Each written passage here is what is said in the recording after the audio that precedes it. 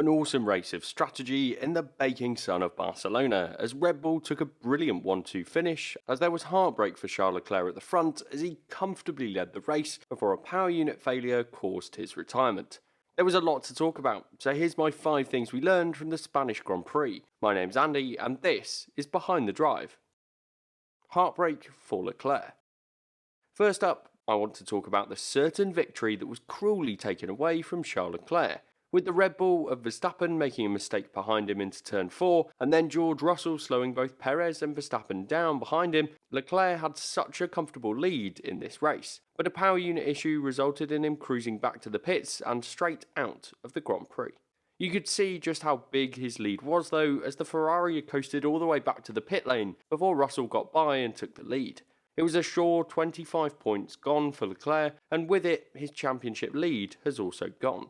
The development race between Ferrari and Red Bull is going to be fierce this year, on and off the track.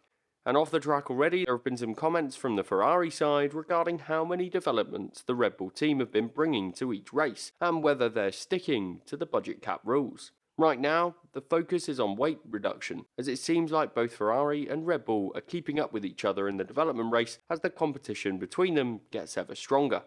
There were some positives to take away from this weekend, and Leclerc was incredibly mature when it came to talking about the failure and what that means for his championship. And in the end, with Verstappen's victory, Leclerc now trails the Dutch driver by 6 points, and the Ferrari team are behind Red Bull by 25. So overall, I'm going to give a red box to Ferrari for what was a disappointing failure, given they had an easy win in the bag on this occasion. Red Bull, fast but fragile. Early on in the race, we saw an error from Max Verstappen going into turn 4, as he ended up off into the gravel after a gust of wind, which meant he dropped back behind both the Mercedes of George Russell and his teammate, and gave Charles Leclerc that huge advantage out at the front. And this was followed by a problem that first emerged in qualifying that repeated itself for Verstappen in the race as his DRS started to fail. It was a huge problem that cost him his second run in Q3 on Saturday, as it failed to open and he lost a huge amount of time in Sector 1 as a result, meaning he bailed on his last lap. In the race itself, Verstappen needed the DRS to get closer to Russell ahead, and it seemed like every time he was in a position where he might have been able to overtake, the DRS failed once again, preventing him from getting past the Mercedes car ahead of him. It's a growing list of problems Red Bull have had this season, from Bahrain with the power unit issues, to Australia with another power-related problem, and now this mechanical issue for the DRS.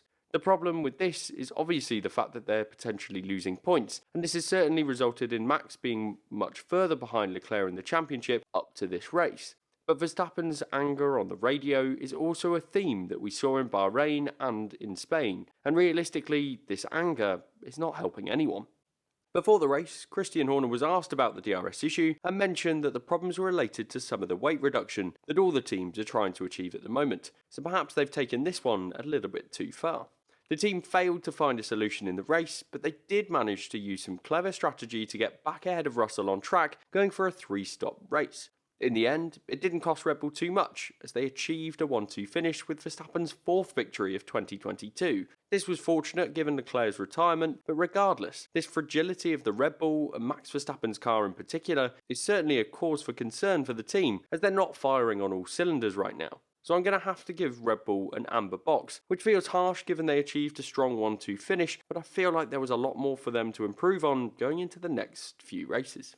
Before we take a look at whether Mercedes are back, I want to take a moment to ask you to consider subscribing to Behind the Drive. I'm aiming for 50,000 subscribers by the summer break, so if you haven't already and are enjoying the videos, then please consider subscribing. Thanks. Mercedes on the up. This weekend saw Mercedes bring more upgrades in efforts to reduce the porpoising that has troubled the team since the start of the season. The floor changes appeared to show a marked improvement as there was less bouncing for the Mercedes car throughout the weekend, which allowed the team to look like they were much closer to the likes of the Ferraris and Red Bulls. Despite these improvements, the team were still just over 6/10 away from pole position, as George Russell was still well behind Leclerc, but did sneak his way onto the second row of the grid. Mercedes did look closer to Red Bull in particular, and even Russell ended up ahead of Sergio Perez on the grid, which was good to see, and it could result in there being 3 teams in the competition for race victories as we get further into the season. Before the race, the Mercedes team were optimistic that their race pace could be much closer to the Ferraris, but in reality, whilst it was an improvement on previous events, Russell was much slower than both of the Red Bulls and Ferraris. As a result, we got to see some excellent defensive driving from the young Mercedes driver, as he kept both Perez and Verstappen behind in the first and second stints of the race. It was awesome to watch, as he was so very careful to defend when he needed to, and not defend when he didn't. Of course, his defence was made easier by the fact that Verstappen had that DRS issue behind him, but regardless, the improved car enabled Russell to achieve another podium finish for the team, and you can't help but feel like this could become a more regular occurrence. Lewis Hamilton was a victim on lap 1 after Kevin Magnussen closed in on the Mercedes driver through turn 4, resulting in a puncture for Hamilton.